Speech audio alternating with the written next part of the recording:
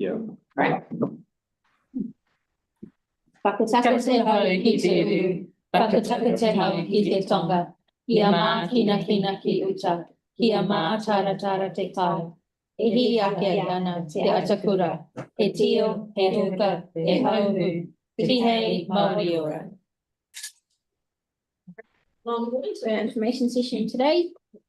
First thing we've got on the agenda today is the Linwood Village streetscape upgrade. Welcome along, Janine and David.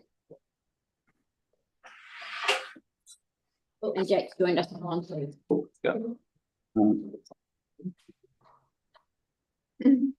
Good afternoon. I'm Janine Sowerby from the Urban Regeneration team responsible for the suburban centre. Janine, I'll just get you to turn the mic. Oh, right, sorry. There you go. Perfect. Sorry, Janine Sowerby from the Urban Regeneration team responsible for the suburban centre master plans. And this is David's son, who's here on behalf of Scarlett Pearcey, who was the project manager of the Linwood Village streetscape upgrade. Mm-hmm. So as you know, there were 9 master plans developed to guide the recovery and rebuild of most of these severely earthquake damaged suburban centres. And a number of those had streetscape upgrades, including the Linwood Village master plan in relation to Linwood Village. As well as repair the streetscape, these also aimed to build back better, addressing some of the pre-earthquake issues. And in delivering those streetscape upgrades, in relation to the first 3 we've done, we've undertaken pre- and post-construction monitoring prior to delivery of the streetscape upgrade. For three reasons. It's helped us to understand the impact on the perceptions and the use of those subject centres. It's also assisted the monitoring of the impact of the master plans on suburban centre regeneration. And finally, it's obtained information that could potentially help us to design and deliver streetscape upgrades elsewhere in the future. So the purpose of this presentation is to present to you the findings in respect to the Linwood Village streetscape upgrade for your information, as signalled in the memo that was sent through to you in February, and to highlight 2 noteworthy other matters that were raised by the community through the survey. Move on to the next slide.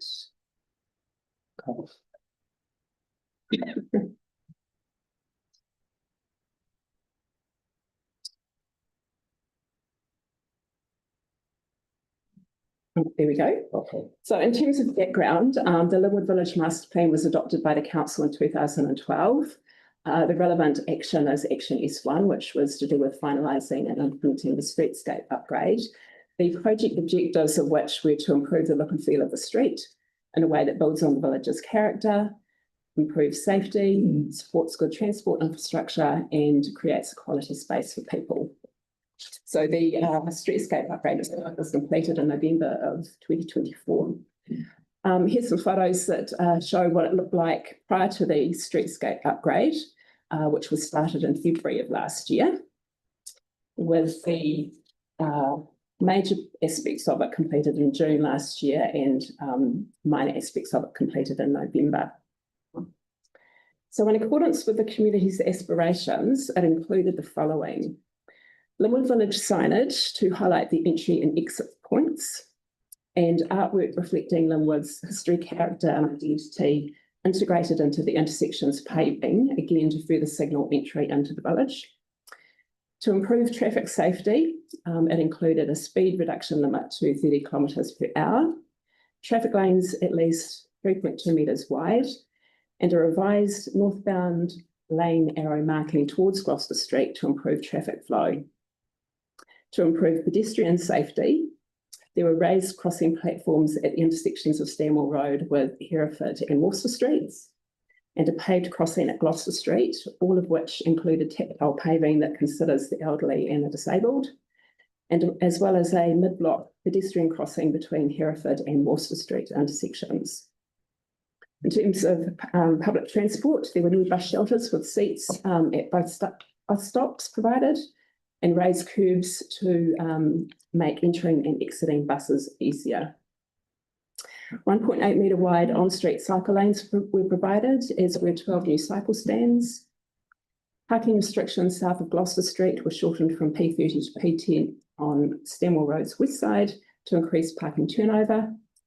And the taxi stand on Worcester Street was replaced with additional PT parking.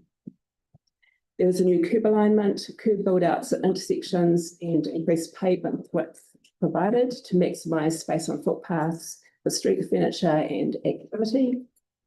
There were 27 new street trees on both sides of Stanmore Road provided, 3 within the central island of the Hereford Street roundabout, and also landscaping along the west of Stanmore Road.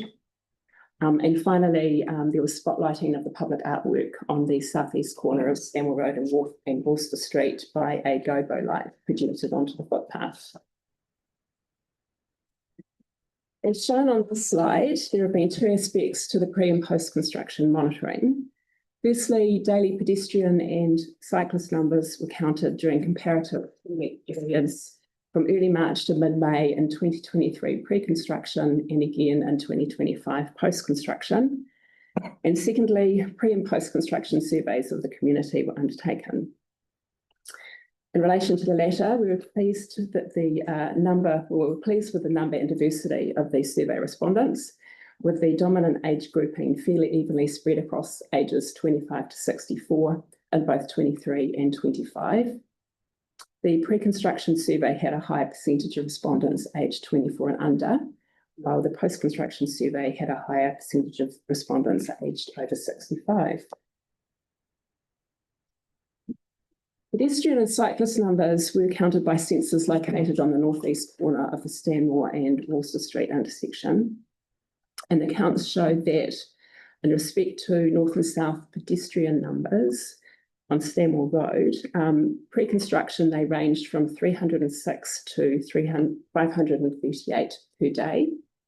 Post-construction, except for a dip in the last week of March, which was likely due to pedestrian diversion during path repairs, they ranged from 281 to 634 per day.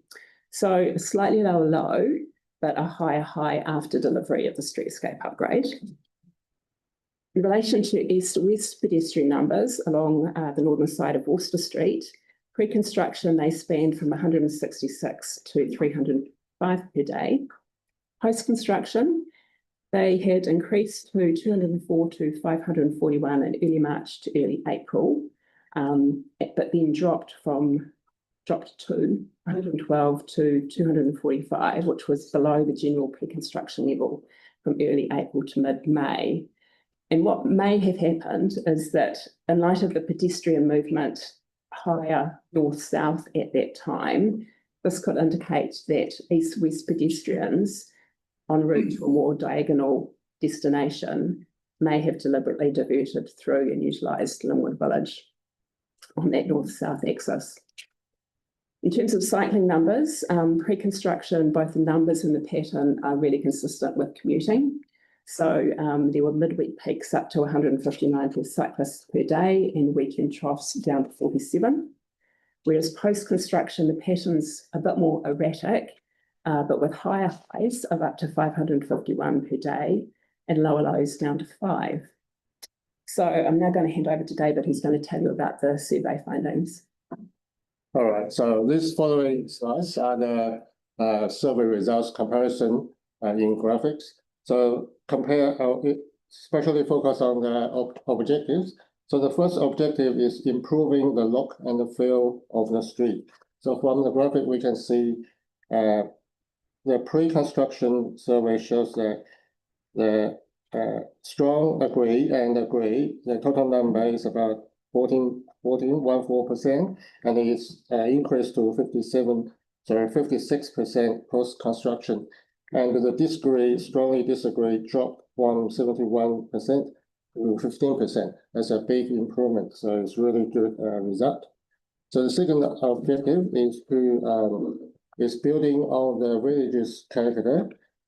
So it shows that the locals' feeling, consider it reflects the local character as positive, including good and extremely good, increased from 32% from the pre-construction to 66% post-construction. So the quality rating of the relevant features of Linwood Village streetscape also increased from the pre-construction to post-construction as following is firstly identification of the shopping center from 26% to 57% and reflects local characters from 32% to 66%. So the third objective is improving safety. So this comparison of all the road users, including the drivers, cyclists, and pedestrians. So from the graphic, we can see driving through Linwood Village, a shopping center, that it feels safe and very safe, risen from 54% pre-construction to 79% post-construction. So for cyclists, increase from 57% feeling safe or very safe to 60% post-construction. So we can see the number who feel unsafe, cyclists feel unsafe, slightly increased. We think the result may be related to because we don't have a separated cycle lane. However, the people feeling very safe have increased from 9% to 17%, and no one feel not very safe for now. So we think it's overall improvement because the speed limit has been reduced to 30 km. So actually, the total number of cyclists feeling safe increased from 57 to 60. So for pedestrians, feeling about safety is raised from 30% to 64% post-construction. So the first objective is supporting good transport infrastructure. So it's categorized by the different road uses, the travel mode. From the graphic, we can see the project has promoted the mode shift from driving to the Linwood Village as destination, dropping from 64% pre-construction to 53% post-construction.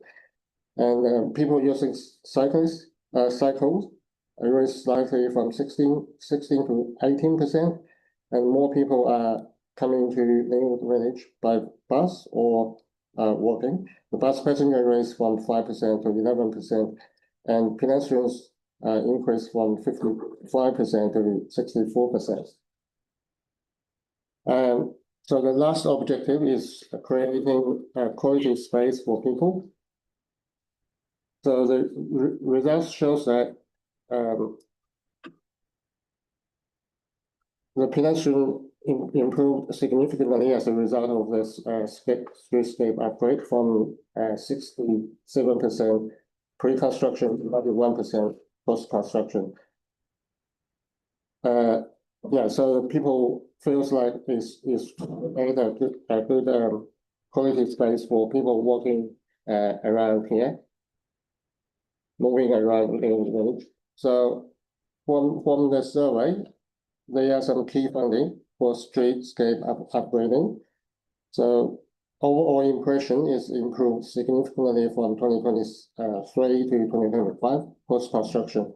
So with some respondents noted the streetscape upgrade has improved the overall look and the feel of the area, and through physical design and the speed limit reduction, improved traffic-related safety for drivers, cyclists, and pedestrians. And the top three descriptors used have shift from outdated, dirty, unpleasant to reflect local characters, pleasant, and friendly. So it's a really good improvement. So other key findings for the streetscape update are the impact on use of Linwood Village. So the more respondents, they are visiting at least a few times a week, up from 48% in 2023 to 62% in 2025. So the main reason of doing so has reduced from 70% shopping in 2023 to 44% in 2025. But the main reasons now include more eating out and leisures and recreations. So yeah, so overall the visiting is increasing. So where most people still spending under 30 minutes in Linwood Village, more people are now spending either 30 minutes to an hour or 2 hours or even 6 hours now. So there has a significant shift from negative to positive across all the aspects of the streetscape as a result of the upgrade. Okay, I hand back to Denise for the next one. So you've been provided with the report of survey findings, and you'll be able to read the verbatim qualitative comments yourself. The responses to some of the questions raised two noteworthy other matters unrelated to the streetscape upgrade. Firstly, the number of comments about drug and alcohol use, antisocial behaviour and fear of people, which dominated the pre-construction survey, had dropped significantly post-construction, with respondents feeling safe or very safe when walking around Linwood Village, increasing from 30% pre-construction to 64% post-construction.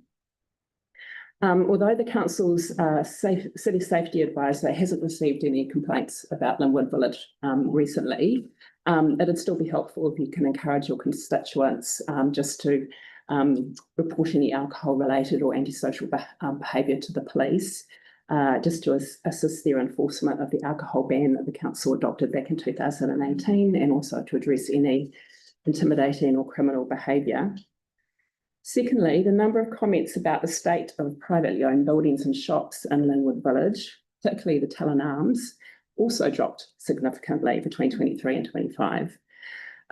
While the council's got no control over the physical appearance and quality of the shops in the village, it does have a Light in Places budget this financial year to deliver a mural on the southern side of the new building that's going up on 93 Stanwell Road, which will help, add to the colour and within the amenity within the village.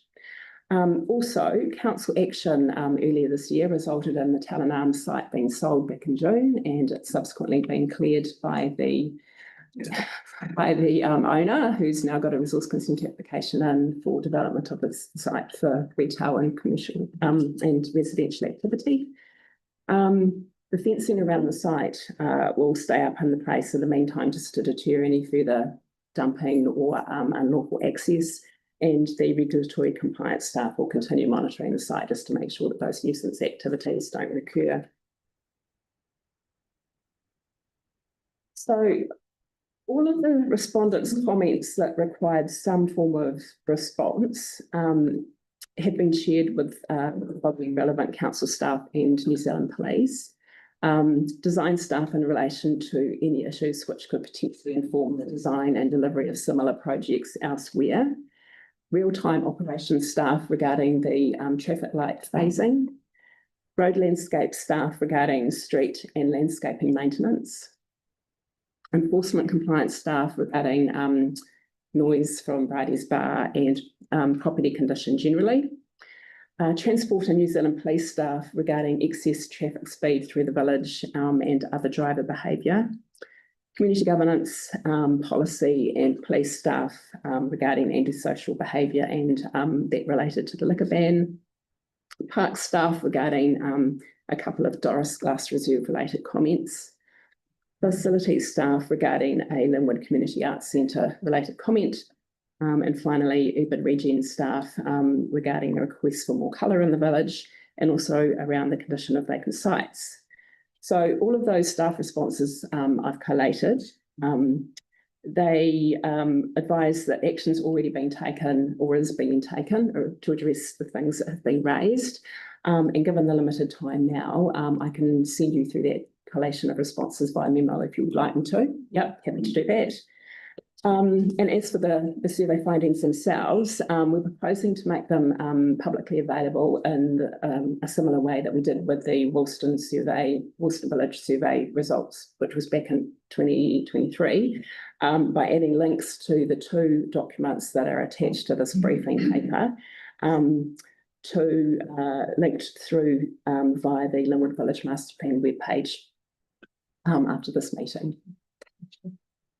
So to conclude, we've had very good overall results and learnings come out of both the streetscape upgrade and also the associated monitoring as shown here. But also just for wider context, Linwood Village's pre-earthquakes economic wellbeing score of 3 back in 2010, at which time the average was 4.8, remained static in 2017, again at 3, at which point the average was 5. An evaluation of the city's commercial centres was done again in June 2023 as part of the most recent review of the commercial centre fact sheets, which shown that Linwood Village's score had risen slightly to 3.4, the average at that time being 5.6. And the report noted at that time that with limited effective new economic investment in the centre, it was still to recover from the earthquakes, with demolished buildings yet to be replaced, leaving holes in the centre's offer and environment.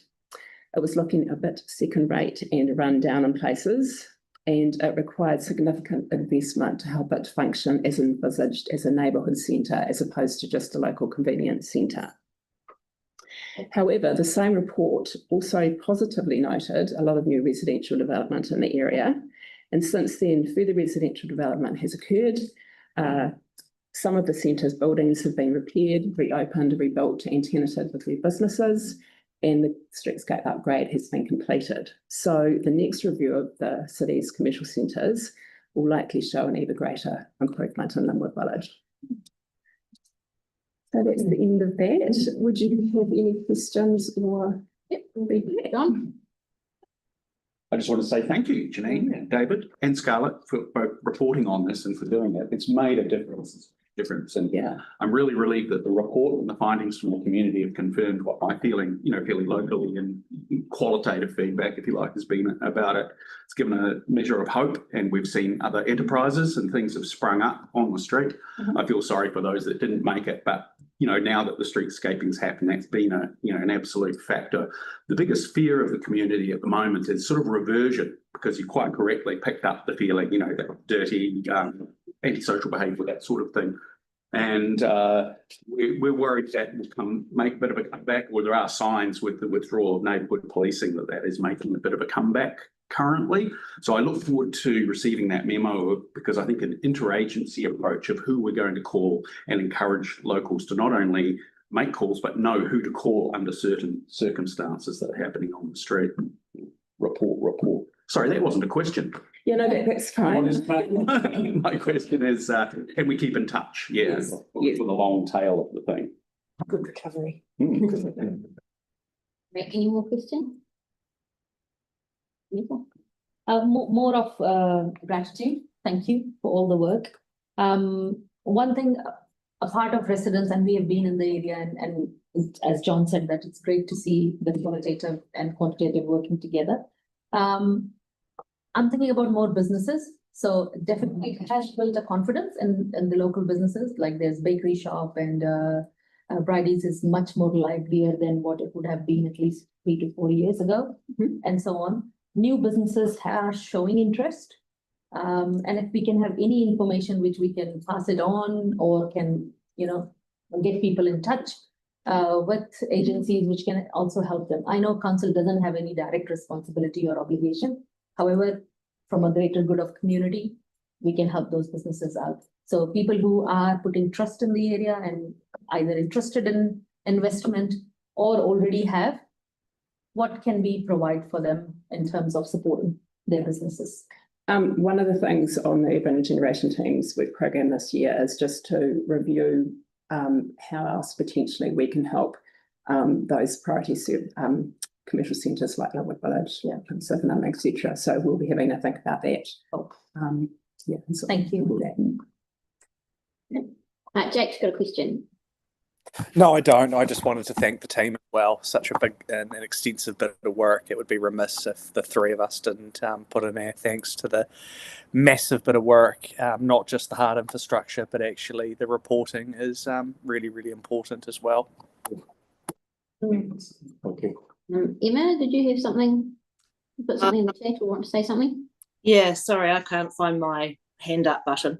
I was just wondering, do the staff know if the beggars have actually moved on, who were in the area have actually moved on, or is it just the perception of safety due to the nicer environment?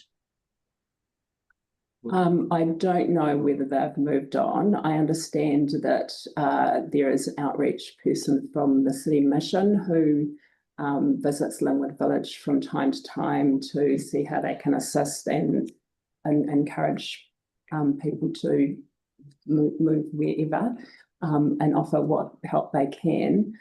So I don't personally at this point know what the particular situation is with homeless people in the area. Sorry. Thank you. Right. I think that's all the questions. Thank you very much for all your work on this, and yeah, as was touched on the survey and the reporting, I think it was really helpful. It shows the difference that they have made. Thank you for coming back and reporting to us. Yeah, definitely. Right, next item is Janine. It is. We've got another as well for Edgeware Village. Right, and also Carolyn Bonas, my team leader, she's anticipating being here. She was having to report to the Waitai Coastal Burwood, Linwood Coastal Burwood Community Board earlier this afternoon as well. So she's hopefully going to be here as soon as she can. But in the meantime, I'll kick off with an intro if you're right. Yep, I'm good. Okay, so Sharon and I are here, in respect to that second item. It was brought to you at the request of your chairperson. So we're really here just to listen and seek your guidance on how to spend the $32,060 currently budgeted for streetscape and movement improvements in Edgeware Village to best support its identity and vitality as per the memo that was sent through to you in late June. Just a reminder that this money can only be spent on delivering streetscape improvements on council land. And it also needs to cover staff time necessary. So any staff-intensive delivery process will ultimately erode the capital that is available to deliver whatever items you prefer to deliver.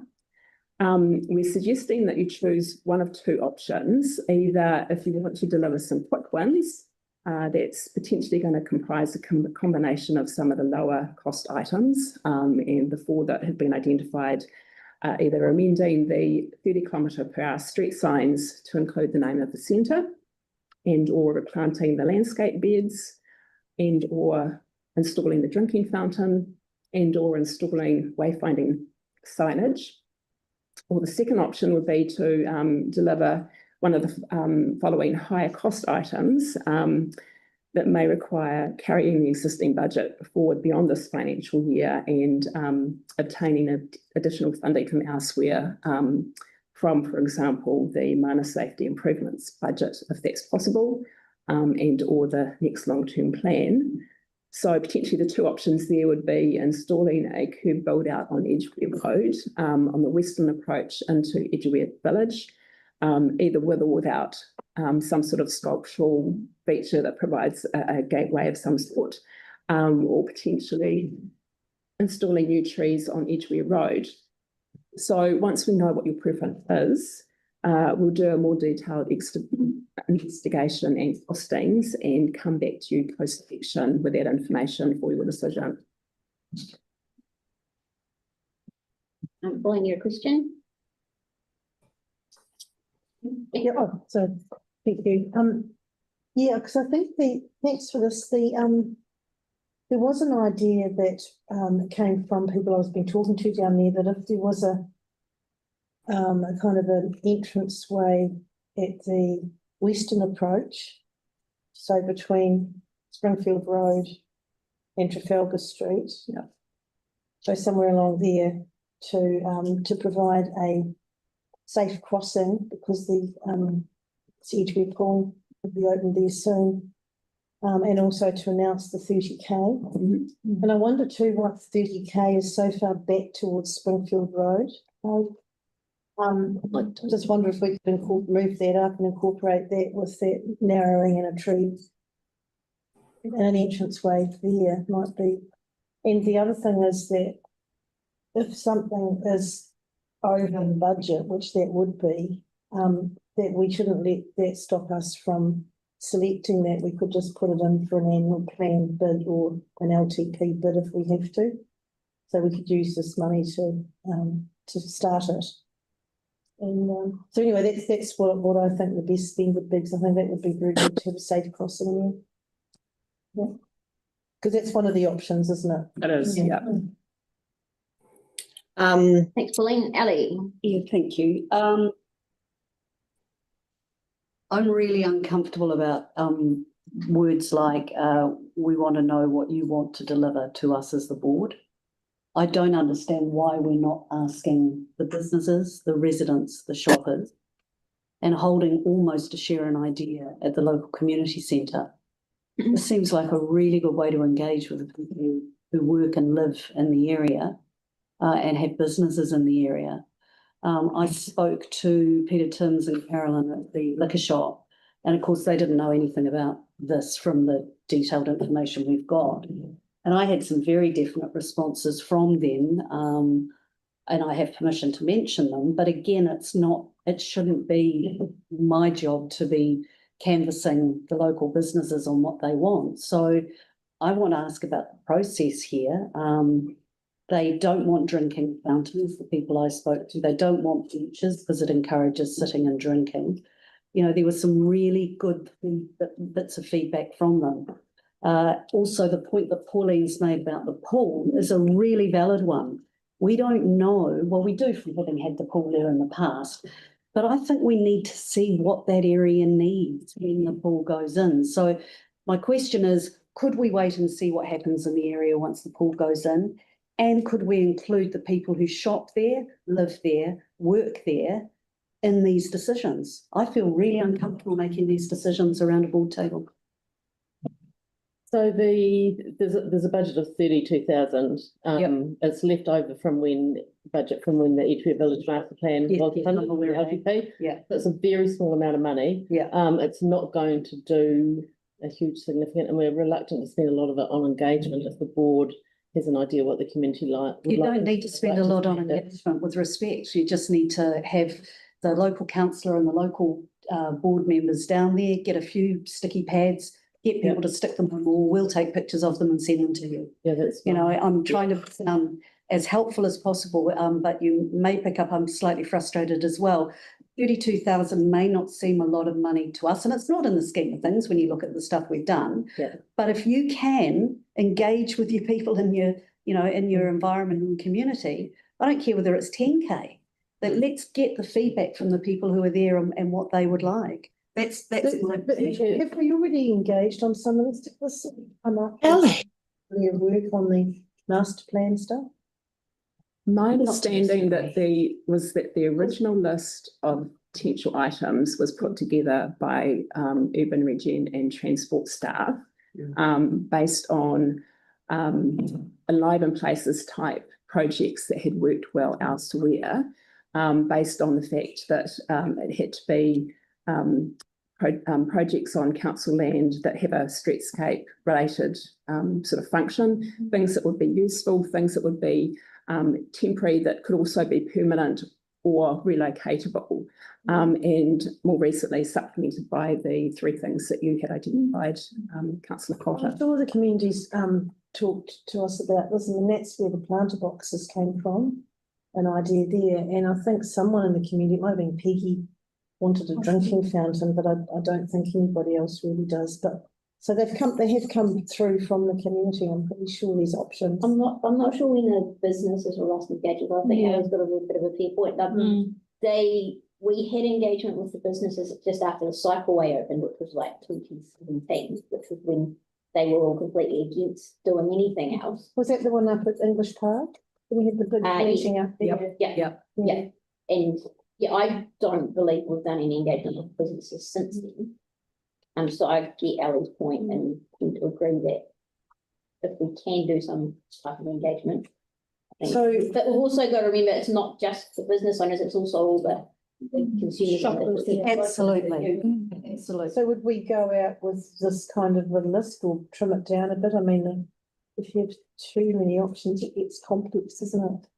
And then is the staff saying it's going to use some of the funding as well? Yeah, well, what's been put to you is there's two tables in one of the appendices. The first table is the items that the staff are recommending to you, which are the 4 quick ones and the 2 more high cost significant items.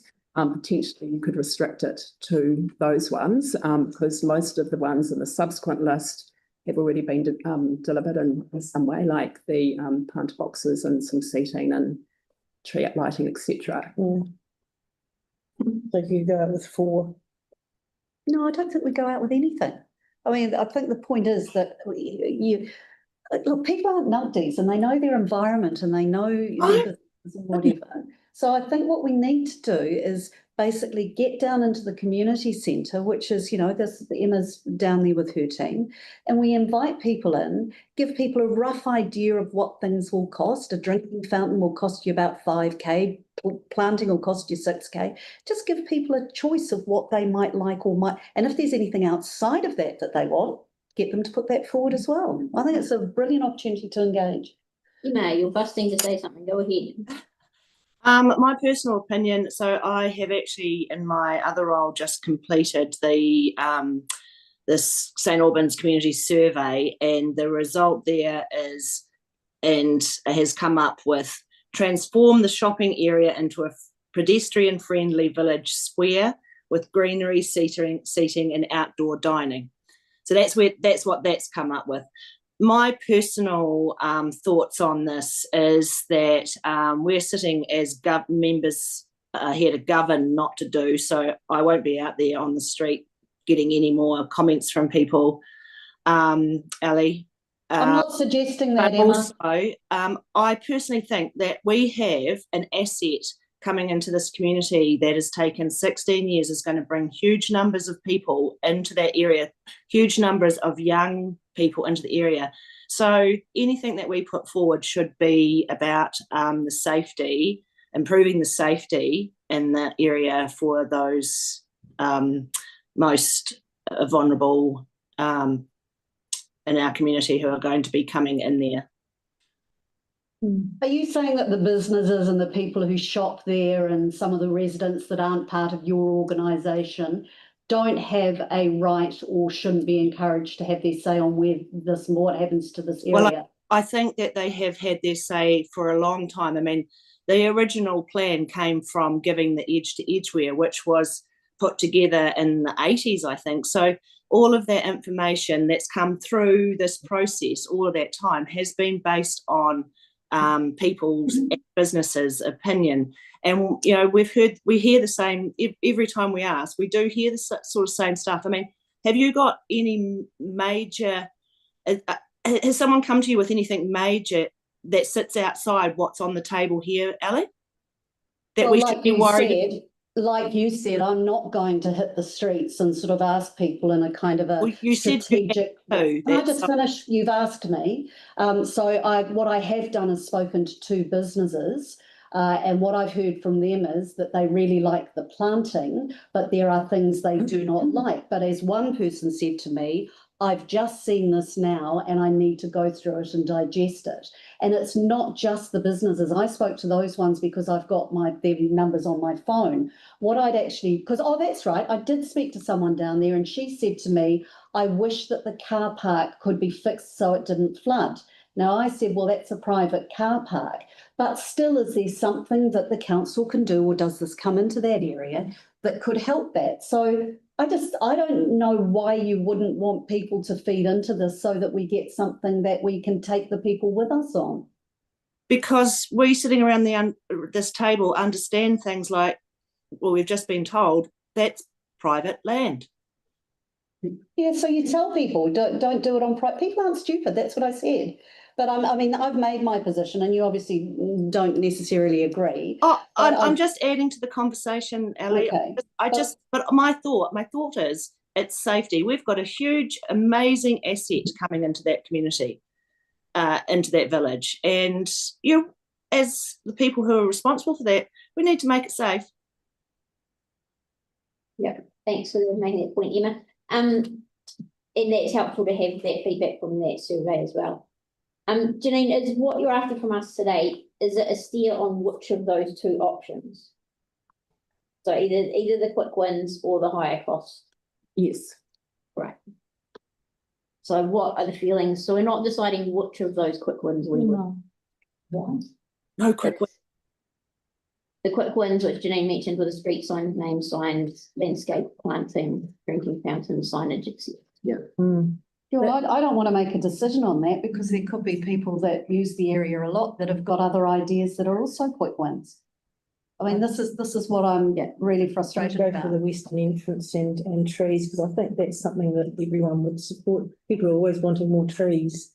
Well, I do tend to support the trees and the beds, but again, The entrance way. who am I? I'm someone who lives in Westminster Street, not This has come up. Your governance. Sunita? Yeah, that doesn't mean we ignore people though. Through chair, look, I live on Trafalgar Street.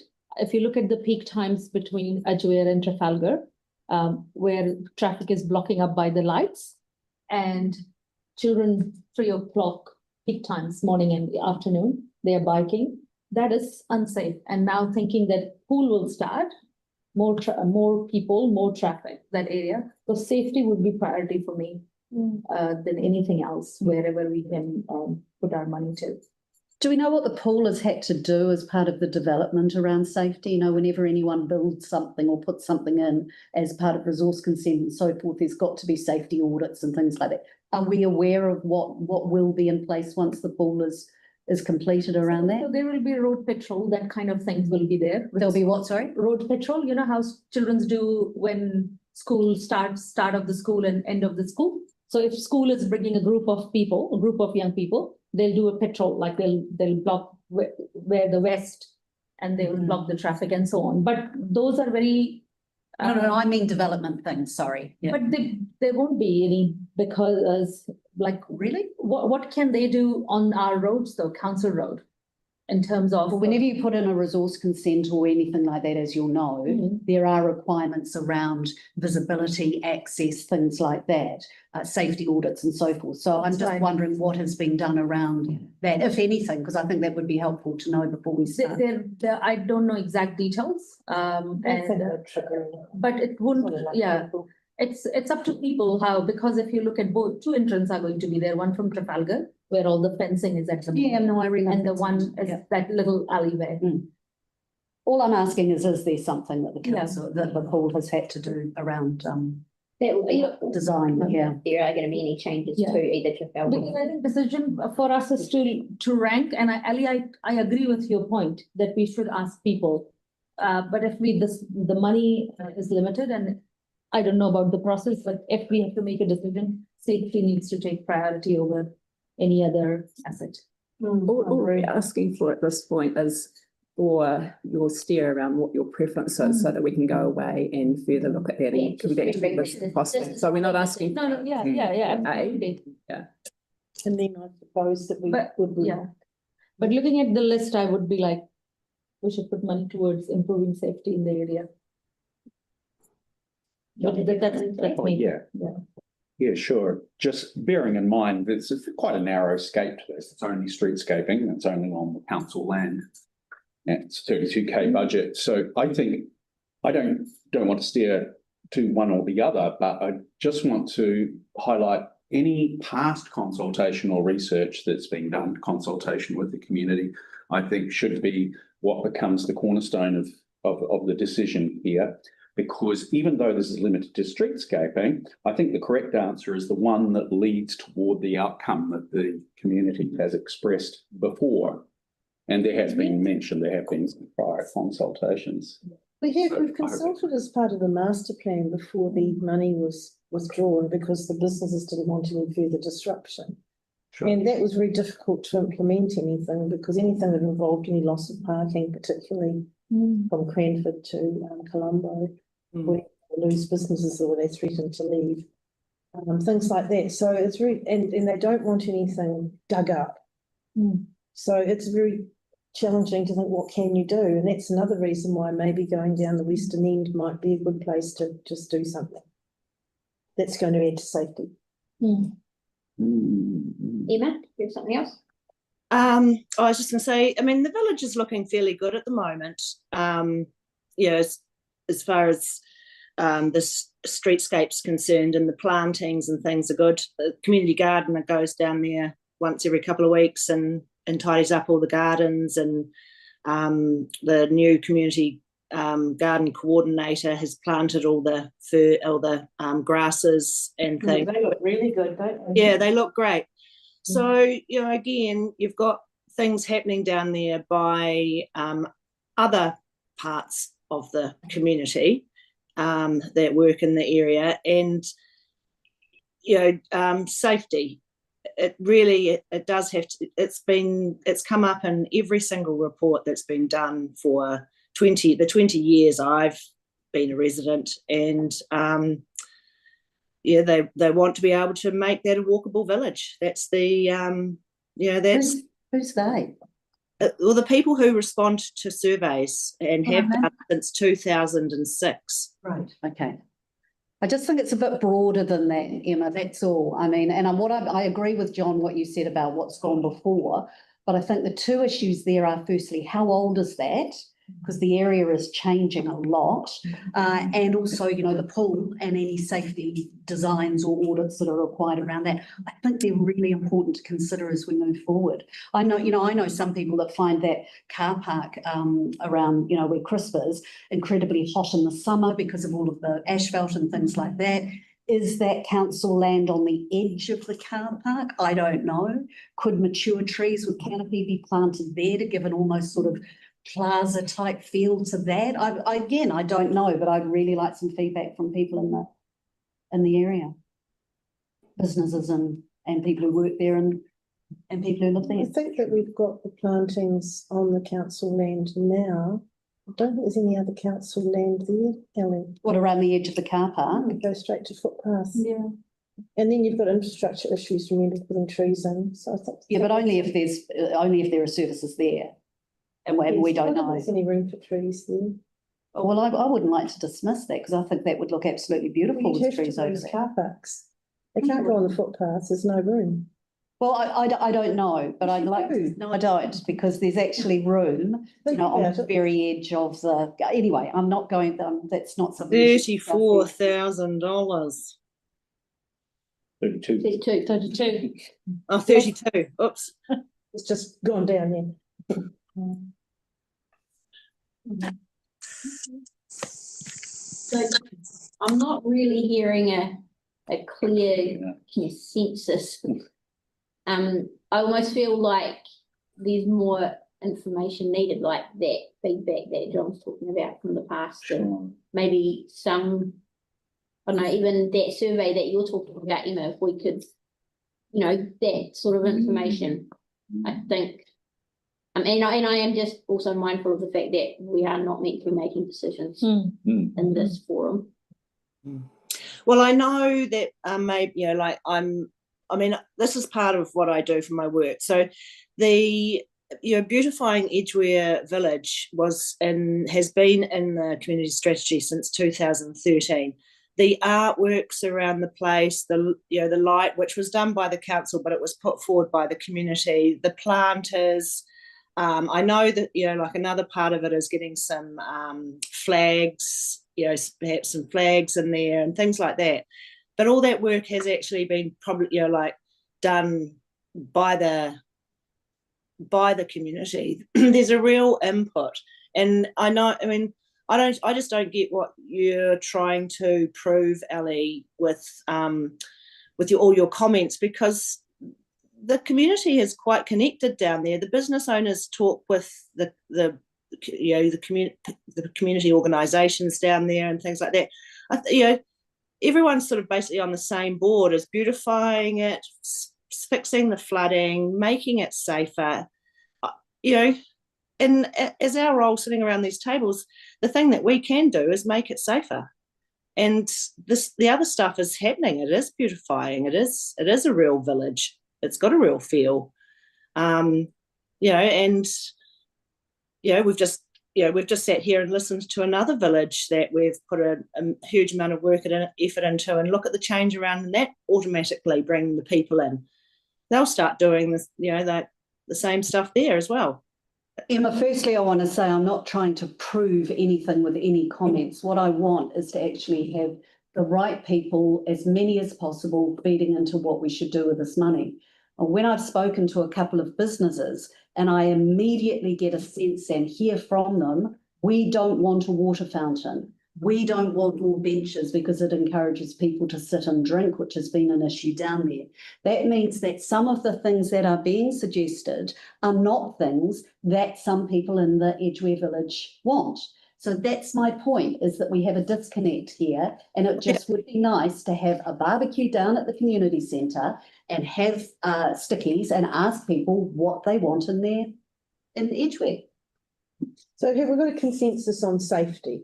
That would be a good start. Well, no, because I think it's too broad. And I mean, what do you mean by that? Of course, we want people to be We've got safe. almost consensus. We've got a majority. But what do you mean by Yeah, I safe? agree with safety. Anything that contributes to safety, because that's the message that we're hearing from people down there. It is broad, isn't that good? No, I want some specificity so I know exactly what we're meaning when we say safety. Are we talking about? So you wanted broad. Are we talking about high-vis vests, giving those out? Are we talking about infrastructural stuff? Are we talking about having to take it through to an annual plan bid? You know, I mean, I think for the money that we've got and some of the suggestions that we've got around quick wins and beautifying the area, yes, we could go down that path. So let's give some people those options. I am not for putting money towards beautification above safety How much will consultation cost? at the present time in that area. Well, that hasn't been costed, but it depends on how it's actually undertaken. About 4,000, isn't it? Something like that. What was that, Pauline? What did you ask was cost? How much consultation costs? Oh, no, we don't want to be consulting, no. What do you want to do? I want to go down with a bunch of stickies in the community centre. We do not need to be rolling out consultations every time we want to have a conversation with the community. Elio, do you understand how much work goes into putting questionnaires together and things? Beg your pardon? So I'm thinking if we could do this in a I kind think of a... we need to find a way forward. Can we just kick it to next term? Is there a way we could do something, as I'm suggesting, really cheaply, members down there, stickies, put an ad out? Like that, I think has to wait. Yeah. Has to wait till next. Okay, all The right, next board. okay. So Meanwhile, can we look into the latest consultation document? Yeah. And get a memo on it, that what was the theme, what community was interested in? yeah, and even if Yeah. Emma can share that survey that Yeah. she's got. And that would give Oh, us, actually, yeah. I'm actually not going to do the survey because I haven't made it public yet. That's happening at the AGM. But again, I'll share the comments, that the individual comments that have come through that have collectively made that, because of course, as you know, there is a huge differing views from people in the community about it. So I'll share those. But they are confidential, please. Yeah. Oh, thanks for that. I purposefully sort of set out of this because it's not my local area. But one of the things that I'm wondering about is what do you mean by safety? And I acknowledge the point that safety should come before beautification, but I'm keen to understand what sort of safety initiatives could be looked at within the sorts of budgets that we've got. And also keen to understand from Emma, talking about a pedestrian village, what are you meaning? Stopping cars coming through it, or what are we talking? Or are you just talking more about pedestrian safety and pedestrian focus? Okay, thank you for that. So if staff were to look at anything on that list which is more oriented towards safety, I'd be interested in that. That was my 2 cents worth. Can I also just add that we do have the transport project sitting there on Springfield Edgware Corner that's that's been put through for an urgent report. So again, that's happening in the area, so we could add our $32,000 to that. To improve the safety into the village from that way. Okay, We haven't seen anything on that Springfield Road thing yet, have we? No, okay. okay, so sorry that we aren't able to give you a clear I think, date. Well, yeah. you've heard that safety is important to all of us, but we don't feel we have enough information to specify exactly what That would be. that would be. So hopefully you can take that away and maybe work with the next board on refining that. Could we ask too, can we follow up too about and I don't mean to bang on about it, but the pool stuff, I just think if we know how that's configured and what any requirements, that would be really helpful as well. Yeah, we'll certainly find out. I'm not aware of anything, and I No. think I'd probably be if there was something Yeah, happening right. a lot in review. So I don't think so, and I don't, from the type of development in that, I don't think there would be. Because it's a really just an requirement. access in it, yeah, okay. So no, I doubt it, yeah. Okay. Thank you for your time today. Appreciate you coming. Thank you. Thank you for all the work you've put into that and all that other information too. Right, next up we have Linwood Regeneration. Can do board, aren't they? We've got Jack and Andrew. Terrible. Sorry, Caroline. It's just, Okay, welcome along.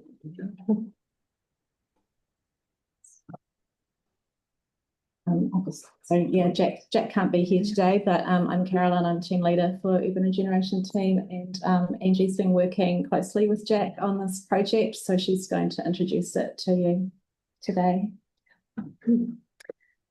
Great, so today we're going to be providing an update on the Linwood Regeneration Support Project and give you an overview of the draft Linwood Neighborhood Regeneration Framework.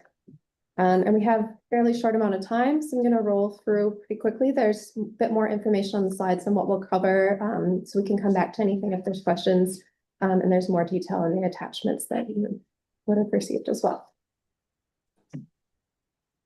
Right, so the Linwood is a priority location for regeneration support under a number of work programs. It's on the western edge of the Eastern Regeneration Priority Area in the Greater Christchurch Spatial Plan. It was identified in a 2020 council resolution, and it's in the current unit activity plan.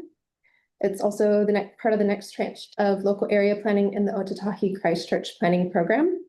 The key aims of the project are to support Linwood to be a desirable location for existing and future businesses and residents, achieve a livable, inclusive, attractive, and safe neighborhood, and support residents to feel a strong sense of identity and community. We've taken a more agile approach to local area planning for this project by developing a neighborhood regeneration framework. This is intended to be a starting point for a work program. The framework outlines the broad direction of travel, which allows us to respond to existing opportunities in the short term while identifying and planning for longer-term projects, with flexibility to respond to changes and new information along the way. The project is focused on the residential area around and including Eastgate Commercial Center, and is defined loosely by the area of high-density housing, but with a fuzzy edge to allow for some flexibility. The project sits within the Waitai and Waipapa Community Board areas, but predominantly lies within the Waitai Community Board, and is also in the area covered by the Weaving the East project. The framework aligns with and builds on the work currently underway by the Weaving the East team, but this project has a more tightly focused location and a wider scope for placemaking and neighborhood development. Previous briefings with the two community boards occurred in November last year. This diagram is a quick summary of the process being used, and it also shows the relationship with the Weaving the East project. Information between the two projects has commenced and is ongoing, and it's important to conclude the current work that team is undertaking to do surveys and interviews with the community before undertaking more focused engagement on the Linwood framework. However, based on the information that we already have, we can see the potential for supporting some low risk, shorter term projects which are labeled here as quick wins, and using existing staff and budget resources towards those. Following engagement on the framework, we'll refine it based on what we've heard from the community and seek funding through annual plan and long-term plan processes for any larger projects. The starting point for developing the framework is what we already know about the Linwood neighborhood. And key to this is what we've already heard from the community through past engagement activities, such as the Life in Christchurch neighborhood surveys and recent annual plan submissions, as well as through informal discussions we've had with residents and local groups. To guide where we focus our energy, we've undertaken an assessment of the Linwood neighborhood using the Great Neighborhoods Assessment Tool, which takes a comprehensive approach to considering the strengths of a neighborhood. You might already be familiar with this tool from the Southeast Central Neighborhood Plan. The stars on the diagram show that some of the key areas that may need renewed focus.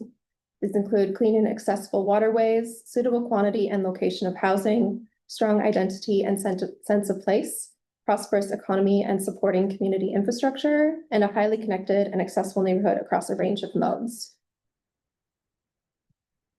We've also identified many opportunities for regeneration in the neighborhood, such as opportunities to enhance connectivity between the city, green space, community assets, and recreational destinations, an opportunity to build on the community's environmental awareness to improve natural assets in the neighborhood, and opportunities to work with the new owners of Eastgate Mall to improve the commercial area. The project also builds on the range of individual projects that have already been proposed or are underway in the neighborhood, such as planned street renewals, resurfacing projects, and cycleways. As part of the draft framework, we've prepared a spatial concept, which we're eager to get feedback from the community about. The concept identifies 4 key spatial areas: the neighborhood core, key network connections, a potential green corridor, and the high density residential area. These have different focus areas for regeneration initiatives, which align with the themes of the Great Neighborhood Assessment. Additional key moves will be identified through engagement to create a comprehensive vision for regeneration. The draft framework is structured around the 5 themes of the Great Neighborhood Assessment. Under each theme, we've identified several intended outcomes, as well as potential initiatives and project ideas. These are intentionally high level and will provide a stimulus for engaging with the community. There may be some projects that we can move forward with in the short term, while others will require consideration in annual and long-term plans. In the next few slides, I'll briefly highlight some of the potential project ideas for each theme. The first theme is a flourishing natural environment. Some project ideas include enhancing existing open space, such as making use of council-owned land for community outcomes, and neighborhood greening to increase tree planting and create a network of green streets, as well as working with community to improve the Linwood Canal. The next theme is housing for everyone. Potential project ideas include supporting quality, high-density housing outcomes, for example, by talking to landowners about their development intentions and sharing design guidance for high-quality housing with developers. We could also explore options to diversify housing stock through discussions with private and public housing providers. The third theme is easy and enjoyable to get from A to B. Some of the potential project ideas include improving the amenity of key neighborhood gateways and entries into parks, installing wayfinding to highlight safe routes between destinations, and improving safety and levels of service for pedestrians and cyclists around the commercial center. The fourth theme is secure and thriving land uses. Potential project ideas include encouraging mixed-use development in commercial areas, supporting the commercial area through activities like vacant shop activations and redevelopment planning support, and sharing information about natural hazard risks in the early stages of redevelopment planning. The final theme is strong sense of community, which is about residents feeling safe and the neighborhood having a positive identity. Some potential project ideas include developing promotional material for the neighborhood, collaborating with community groups on neighborhood events, and undertaking placemaking activities. We're connecting with staff across other council teams to look for opportunities for project alignment and potential short-term, low-risk projects using existing resources. There's a few examples of projects that we've been investigating on the slide, but the framework is only a draft, so these are indicative thoughts. In terms of next steps, we'll receive feedback from both community boards in the next few weeks, incorporate this and any findings from the Weaving the East interviews into the framework. We'll then liaise with our partners and commence community engagement with the intention that this will be in October or November of this year. We'll then revise the framework based on what we hear from the community and get the document design polished up, following which we'll return to the community boards and council in 2026 to seek endorsement of the framework. Thank you. Fantastic. Oh, yeah, you've been busy. The work gone in since you last came and reported to us. Yep. Any questions? Yeah. Yep, go ahead. Feedback from the community boards in the coming few weeks. How do you think that will play out in terms of, will you be in contact? Will we be exchanging memos or? We've just actually, Angie's just given this presentation to Waitai. Yeah. And at the end of that meeting, it was agreed that any feedback could be collated through the board and provided through to us. Okay. Board staff. So sorry, just to kind of like share that, Mark, but. Sounds great. Yeah. Yeah, like any feedback, remark? Yes. Same? All right. Any other questions? Online? No, you've covered. Sorry, I have one. How do you put your hand up on this? That was your question. No, it's not, but I'll show you, Emma, later. I just can't find it. I feel really stupid. Sorry, my question was again, just on the, just checking that presentation there is in the hub for us. Yes, it is. Yeah, good. Yeah, so have a good look at it, everyone, and any feedback through Mark. Because there's a lot of information there. Yeah, it looks great. Ambitious plan. Yeah. Great. Thank you. Very much for that update. Appreciate your work on that project. Yes. Yes. And then our final one for today is an update on the DEP project. Why did you leave this till last? I can tell. And apologies from Ali, she's actually Waiver is hoping to jump back on the Zoom. So that I could talk to each area. So the last way. Cool. Thank you. Yep.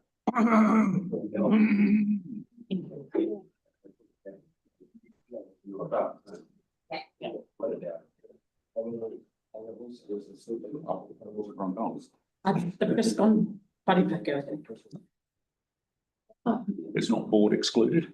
Bex. It's in. Yeah. We'll just maybe wait a second. Might just wait 1 minute, sorry. Yeah, you're up. It's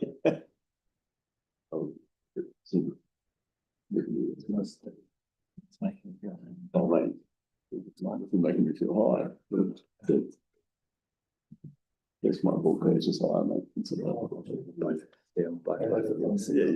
That's what I don't like about it. Yeah, neither is.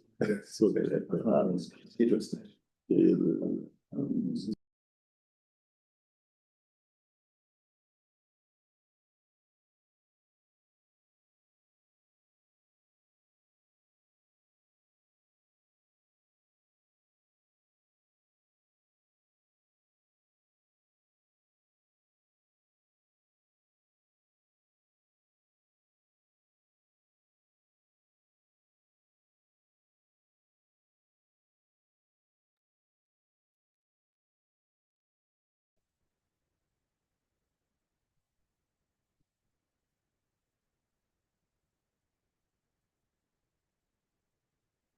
All right, it might be underway.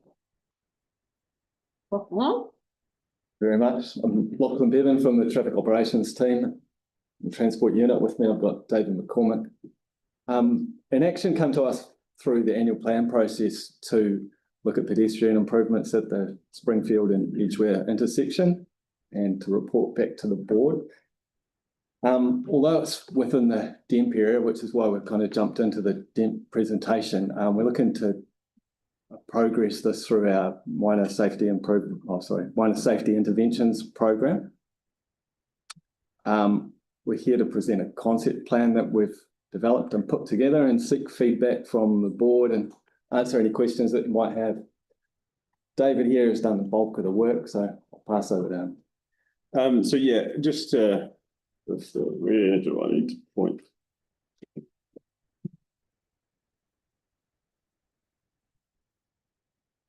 There we go.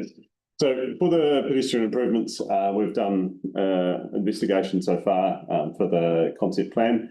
And through the investigation process, we've come out with that there are two suitable pedestrian improvement concepts that we would like to bring. One being do nothing like there always is, and then the other one is looking to bring in a North Median Island to provide the pedestrian crossing point, and at the same time doing a right turning bay to allow that movement. And then while we are there, there's the potential to look at fixing the Edgware Road crossing itself, which isn't straight, it is currently misaligned, as well as then there's a bus stop that we would like to look to improve it to help the turning traffic coming out if there is a bus stopped picking someone up. Is that like outside the dairy? Yes. Yeah. So if you want to jump to the next slide, please, as well, since I can't use it. So here is the concept plan that is looking at that median island that is outside the dairy. And then you can see further to the left that we've just got the little bit of the bus stop extension to try and fix that to keep the bus away from being in the live lane for through traffic. And then at the same time, we'd look to tidy up that Edgware Road crossing point. Well, that would be good. And as we just talked about before, with the pool opening, we're going to need something there, pretty urgently. Yeah, so that's probably us. So it's just if there is any questions or any discussion that would like to be had. Again, this is for discussion, that's a concept. Yeah, John for a question. Hey, what are the parking losses here? That'll be topical. Through the chair, so there's just one park, which is the one, there's one park outside the dairy that's currently there. We would look to lose that. So it's parked in behind the bus stop, which is not best practice already to allow the buses to actually get in properly. And then on Edgware Road, you can see that there's some new no stoppers through there. So there is a bit of no stopping for visibility reasons. Is it 3? How many parks? 3, sorry. On Edgware, it probably is about 4. Okay. So does that, sorry, John, to jump in, but the dairy, does it leave the dairy with no parks? The parks on Abilene Crescent are still there, but yes, on Springfield Road, no. That park. Yeah, we move the bus stop further down. I don't think. It's such a dangerous corner. I know, but dairies don't like having no. So the other reason that park needs to be removed is to do with the buses turning out of Edgware, and there's not enough room if an island was to be put in there for the bus to then be able to manoeuvre through.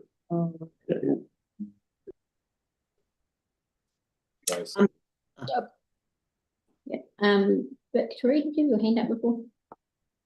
I did, but I took it down, but now I'm looking at it again.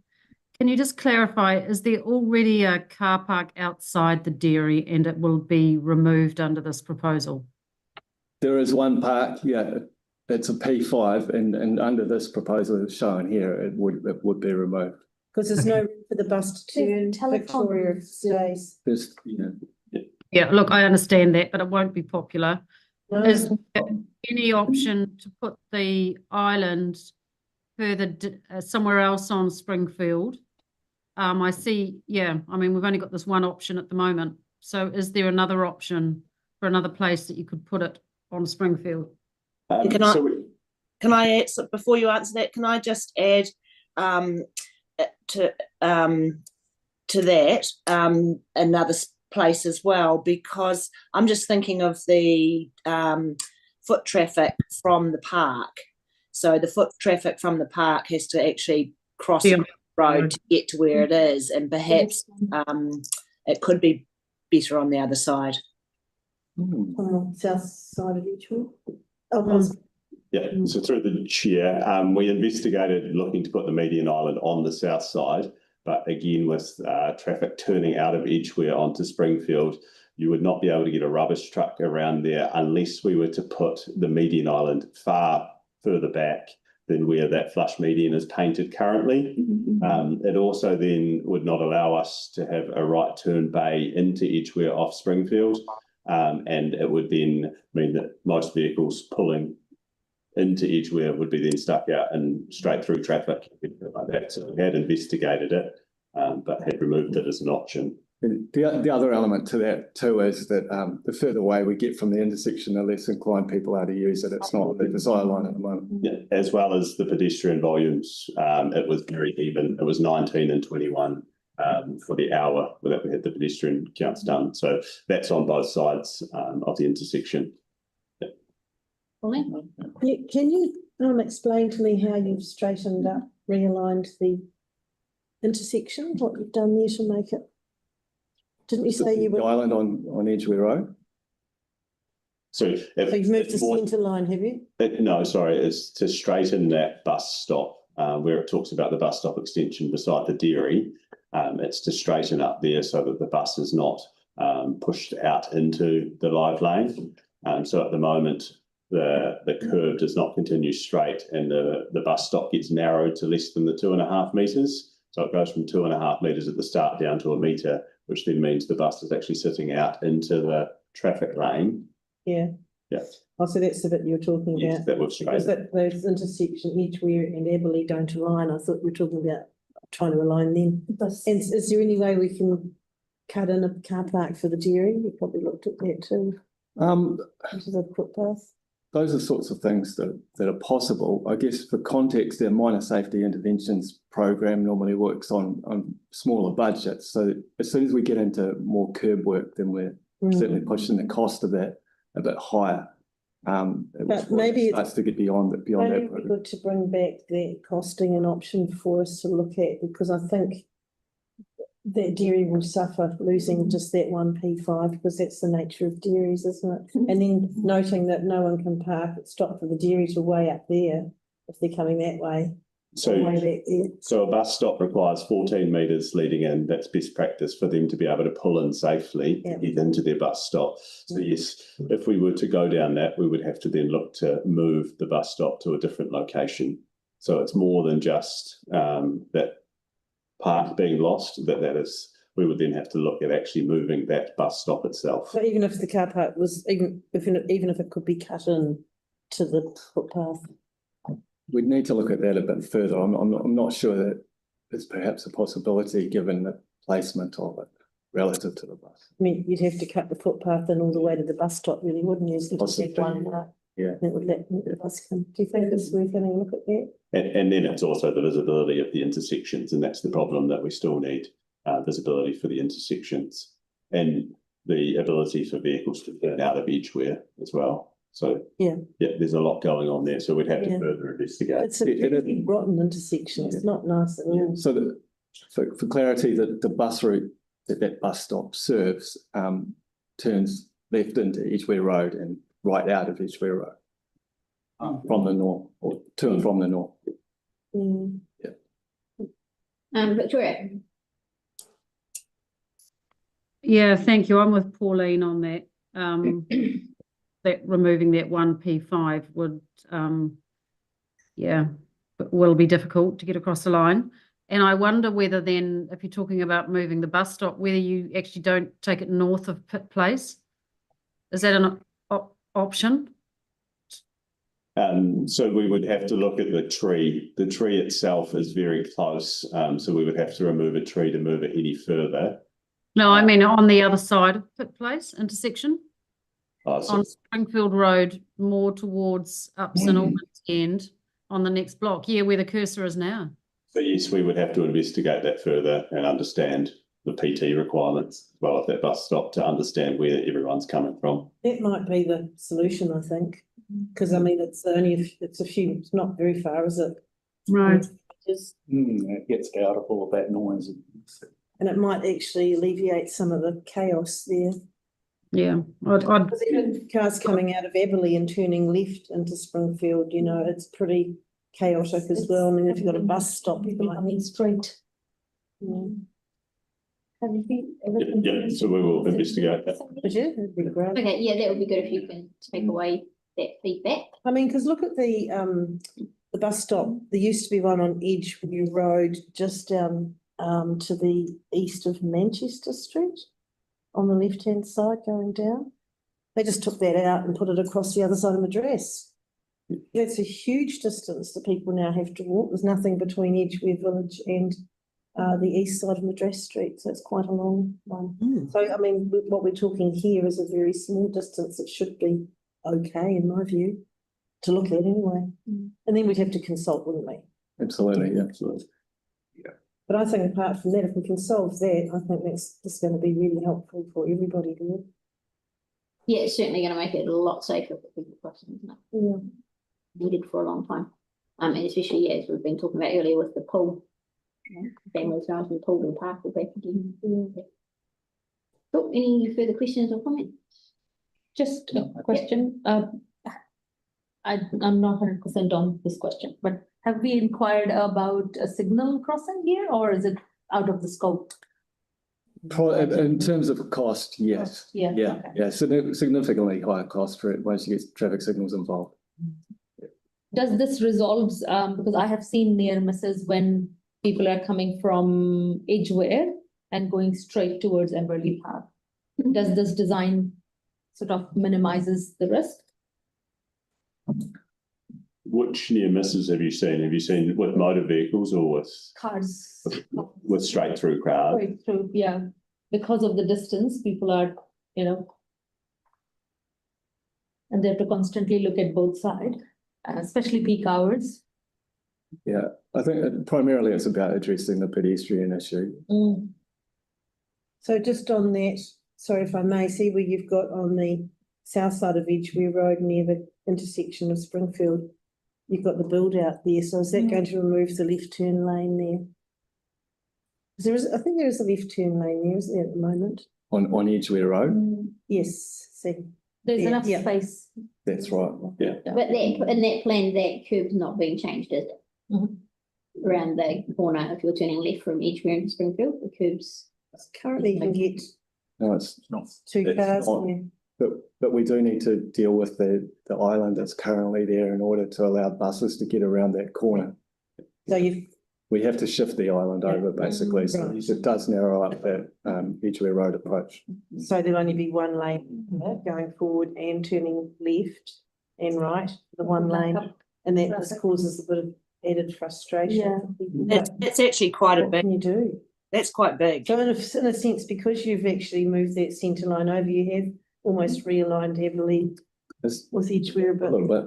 Yeah, a little bit, yeah. It was only a bit off anyway, but it's a option thing, isn't it? Okay, we'll leave you with Sorry, that. can I make one comment? Yep. Yeah, so I think that taking that down there at Edgware Road, that will cause quite a lot of frustration, because there is one of our major issues all around the area is the east-west flow of traffic, and for traffic not to be able to turn, what would that be, left there, that's going to make it really difficult for people to get out. All we actually asked for was the Springfield Road crossing. Yeah. Not an Edgware Road, so maybe just the one. That one's already So the island being put in the centre of Springfield Road has then meant with turning buses that they need more space on Edgware. So with the tracking of the buses through there, because they can't come to where the centre line currently is on Springfield, has then pushed out the need to move the Edgware one across. We can investigate as tight as possible to see how much space we can get on Edgware to try and get the two lanes or the ability for. It's not just the island though, it's the build outs so if you look at the Edgware build outs, took that one on the right out. So those build outs are staying at the same location. It's just us showing that we will put new curb there to fit the drop downs. It's not actually building in to Edgware Road itself. Oh, okay. So it could be enough space there then. Like at the moment, two cars can stand side by side, one going left and one going straight. That's what we'd like to retain. Yeah. Yeah, that's not there. So left turners will be sitting waiting for straight through people to go through. And it takes ages, straight through. Straight through traffic. No, but it's more right turn and left turn. Yeah. Oh, you can sit there for minutes. Yeah. Eventually it'll need signals. I think signals have always, they've kind of been on the radar with deep. definitely. Well, I remember the board mentioned it way back. When the CNC open. Yeah, does need signal. Yeah, no, thank you for presenting that today. So Right, if we thank you get it very off much. from moving the bus stop, Yeah. that probably would be the We'll best. look into the issues that you raised. Great. Thank you. Thanks. Thank you. Oh, sorry, did we raise the issue at the top of the road? Did we raise the issue at Springfield's St Albans Street Out intersection? of the scope of this project, Emma. Oh, right. Okay. Pretty sure you knew that. Thank you. Thanks. Thanks. Cool, and now finally, our DEMP update. Good afternoon, board and chair. I'm David Sang. I got Peter from wastewater delivery team join me to brief the board about construction of Flocken Street.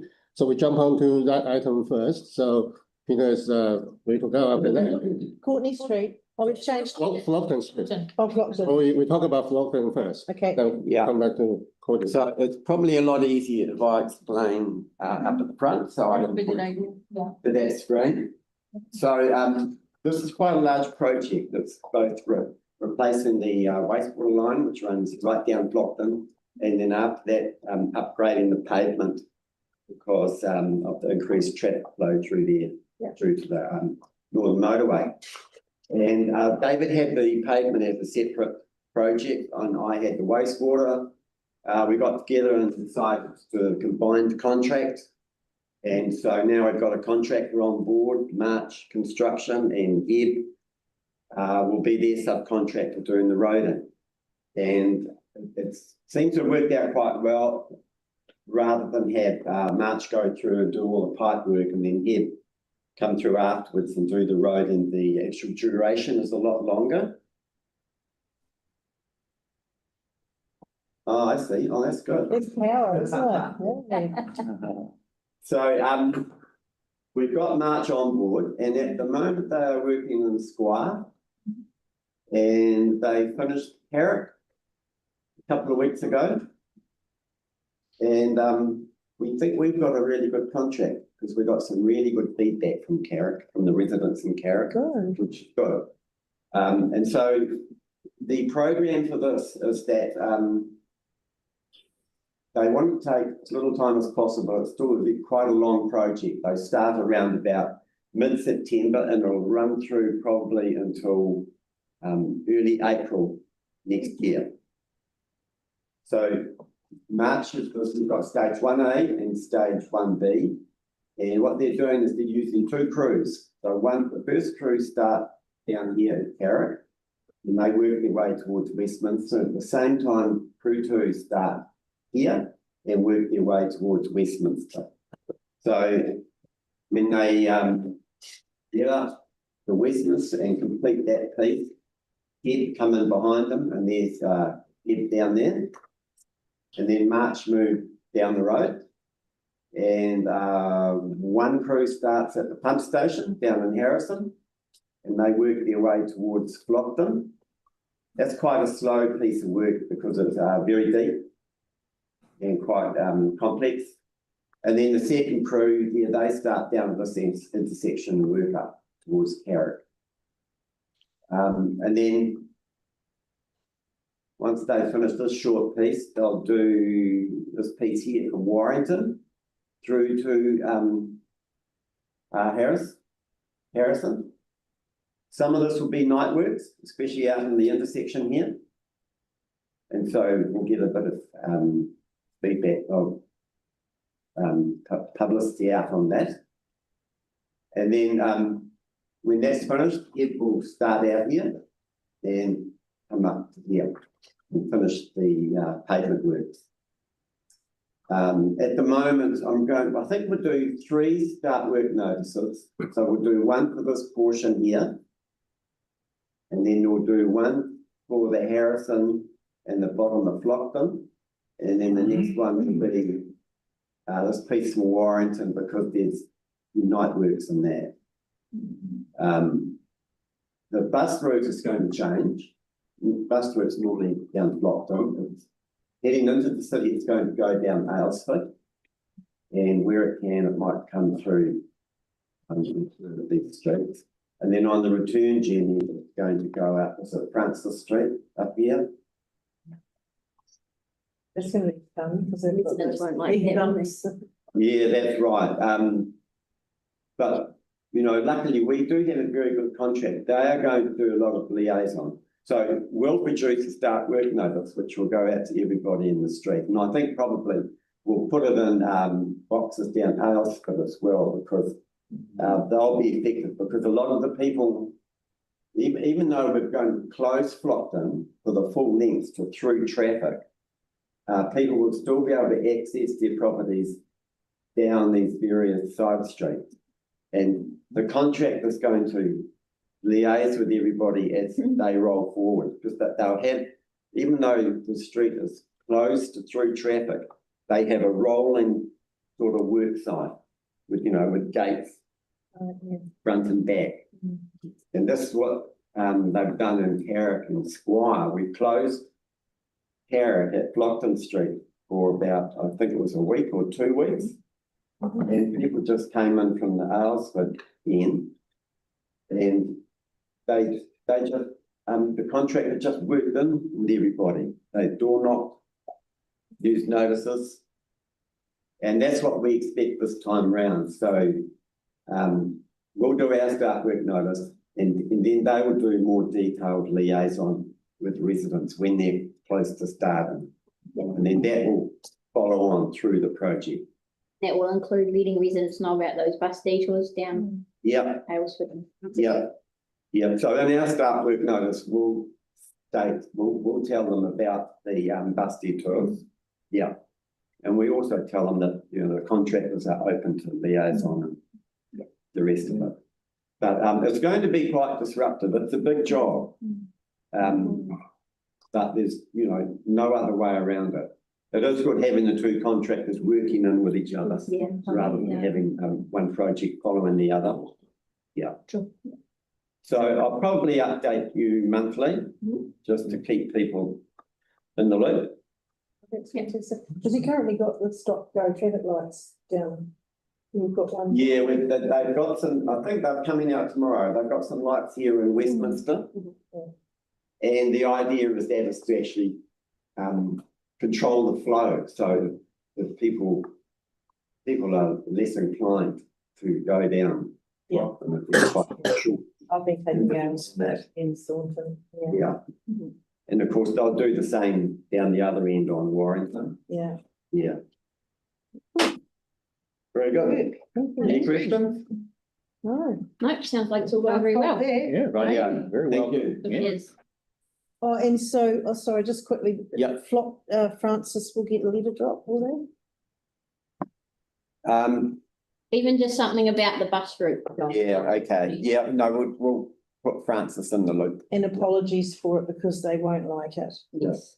No, they won't. That's right. Yeah. Because the buses are really heavy in those bumps and. Yeah. They're not happy with the vibrations and stuff from the speed bumps as it is. No. Yeah. It'll be worse. Buses. Rightio, we'll So, take that on board. You'll say it's temporary. Yep. Please tolerate it. Sure. Yeah. Thank you very much. So Flockton can have a beautiful. Thank you. Great, thank you. Well coordinated dance. David. Yeah, okay, so we come back to Collins Street.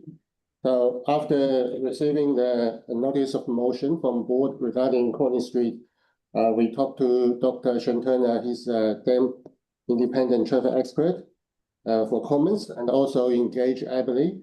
Abilene is a traffic engineering company, and Dr. Shantana also works for them. So we engage with them to undertake an assessment on Collins Street. So the focus on two items. Firstly is to figure out the traffic pattern changes from 2023 to 2025, why there was suddenly some increase, and also to figure out how much of the traffic on Collins Street are from the CNC. So Abilene is a supplier of TomTom data in New Zealand. So TomTom is a kind of software used by drivers.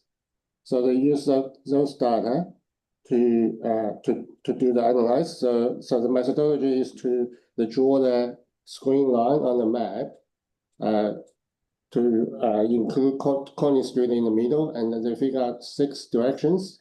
For example, number 1 is from CNC, number 2 is from Preston and Marshland, number 3 is from east of Marshland. So there are some destination and orange and destination, and out of these 6 directions, there are local traffic between the zones. So we have really attached the report to the board. So I just briefly explain the result. So there are tables, table 3.1 on the report. They figure the proportion of the traffic from each directions in 2023 and 2025, and compare the changes, the proportion changes so table 3.1 is for southbound. So they find out the traffic proportion from Preston and Marshland and East, number 2 and the number 3 have changed, have increased significantly. It's 4.3% and 4.4% respectively. So so that means they got more traffic. So firstly, the baseline data, the volume increased, and also the proportion from Marshland increased more than other directions. So, and for the assessment of traffic, how much traffic from CNC, it is in the section 4 of the report. So they use this proportion from the TomTom data and applies to the total traffic count. They assume the traffic are about 50% split for the whole day. They work out the southbound traffic and work out the northbound traffic from or to each directions. So they figure like there's about 328 vehicles in 2025 are from CNC. So based on the increase, which compared to 2018's pre-CNC, which is 2,675 vehicles, there are about 38% increase in traffic, but only about 328 are from CNC. So those are about 12.3%. So their conclusion is that CNC partially contribute to the traffic growth on Connie Street. However, it's only 12.3% out of 38.5% increase. Other factors contribute to the increase are the growth of Marshland and Preston. They also compare in the report, they also compare the data with the census data. Like Marshland, they got a 57% increase in population from 2018 to 2023. So those coincide with the analyzed. And some other factors, including continued development of commercial centers, and also the general increase in traffic volume and congestions. So that means congestions, the network congestions, has driven some of the vehicles onto Connie Street. So Dr. Chantana also provides comments. Actually, his comments coming before we get analyze the data. So his comments is that traffic increase from CNC, opening of CNC is likely less than 30%, which is threshold. However, his comment is that the impact on Connie Street are more than minor in terms of safety and the level of services. So what he means is even it's less than 30%, he still believes it's more than minor, and therefore some improvement are needed. So the improvements are needed for both the network to improve the arterial network, to therefore to improve the alternative route to reduce the traffic using Connie Street. The secondly is to improve Connie Street itself, to include Connie Street as part of the dam upgrade. He also suggests that doesn't matter what kind of options we are going to do, the traffic calming measures need to be in place to support a lower speed limit and discourage the use of Connie Street. So based on these analyzed and Dr. Turner's suggestion, we are undertaking options development, including replacement of the deep dish and also the intersection improvement. So we are going to develop several options and report back to the board after election. And also we are going to do public consultation with options. So that will be in March and April of 2026. That's for Cornwall Street, and next item is for bus line on Crawford Street. So this we are doing the tender preparation for the construction work. So it's about go for public tender soon in next month. So we are scheduled the construction before Christmas. So we're going to do the signage and the dot marking changes On the bus lane. Yeah, for the bus line. Yeah, those are the items for the dam upgrades. So do we have any questions? Yeah. Great. Oh, that's all. Jen. Well, just what do you think you can do on Courtney Street? On Courtney Street, Would that be a big job, like maybe property purchase and widening? Property purchase are not feasible for now because the designation was expired. That was before earthquake. There was designation, but it's really expired. So that's why we are going to provide options. So replacement of deep dish is definitely on the list. But however, if we replace the deep dish, it will make the carriageway wider. It will attract more traffic, and we are so. But you can manage that. Yeah, we are going to install the traffic calming mirrors, and also they are really narrow footpaths, and we may develop some options, say wider the footpaths on one side. However, that may result in the removal parking on one side. So we are going to provide these options for consultation and see what the locals think about and what the public think about. And you'll come back next year with come back next year for a decision. Yeah. It's progress, Emma? Yeah. Is she's got her hand. Emma's got a question and then I've got one on behalf of Ali.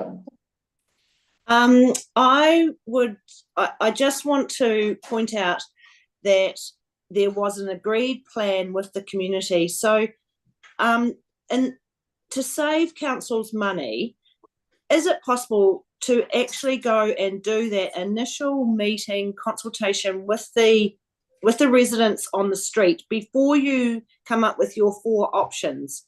Because there are residents on that street that have been living there for 50 years and have been involved in this for 50 years and have a lot of information that can help you moving forward. And then of course we've got 20 new apartments on there as well. So you've also got the new residents that background, that meeting of recognising what has gone for the last 50, 60 years. It could help moving forward. Lost you. Emma. Can't hear you. So she's talking about pre-engagement. Pre-engagement, yeah. Where's the residents? Oh, we've got you back now. Yep. Yes, we have thought about these. However, if we don't have any options, we don't have anything to present to the residents, especially residents, because they are. To me, my thinking is there are some conflict objectives. For example, if we remove we replace the deep dish, we may put in no parking on one side. Is that so? We can come up with some initial options. But I think you like from what I've also heard recently, the council doesn't even understand what the residents' main issues are. Like, you're talking numbers. I think you might find that actually the residents of Courtney Street understand that there's large numbers of cars that are using the street and are going to continue. So that initial conversation with them might show you the focuses that the things that they're willing to give up, they're willing to compromise, because it is a community, it is a street that has been involved in consultation on their street for 50 years and they haven't actually seen any result yet. You know, it's not your normal go out and consult on a street. There are a lot, you know, like, well, as a few of them have died, but you know, this is a 50-year process for some of the residents on this street. Yeah, I think. Okay, yeah, we will consider about that, yeah. Thank you. Now I've got a question from Ali, and I'm just going to read it word for word what she's emailed through. So she's referring to the conclusion in that Everly report, and she's said, how do you define the CNC being responsible for the increase in traffic? The Everly report conclusion suggests because only 12.3%, according to their methodology, of Courtenay Street traffic is currently using or coming from the CNC, that is what defines the CNC as being responsible or contributing to Courtenay. I am taking from that. However, if the CNC is creating more traffic on Crankford, for example, which is affecting flow, and so cars are running down Courtenay, is that not also the CNC contributing to the increase in traffic, despite those vehicles not actually using the CNC? Sorry, can you So she's talking about even these cars who might not necessarily come in on the CNC, but because Crankford Street is now so congested because of the CNC, those vehicles are running. Yes. Yeah. I think that's So what is Dr. that Turner's saying. Let's say that's Dr. Turner's opinion. Sure, yeah. I think that's Dr. Turner's opinion also support that. Yeah. That's a kind of reduce of the level of services because of the opening of CNC. So his suggestion including improve the network improvement to the arterial road. But we haven't, we are under the investigation of that. That's, I have to say that's more challenge than improve Courtenay Street itself, because the arterial roads are all at capacity in the peak hours. They are really challenged to improve any of the corridor, alternative corridor, but we are going to look at this, yeah. Cool. That's a question for her. Any more questions? Yep. Okay, that's great to hear that progress on Courtenay Street. We appreciate your work on that. Thank you. Good luck. Thanks, David. Yeah, good luck. Right, and we will finish with our karakia.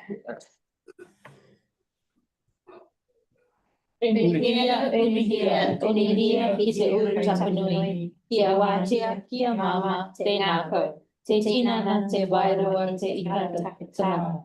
Hoia kia rongo, kia whakara a ki i whakunda, kia tina, huie, ta huie.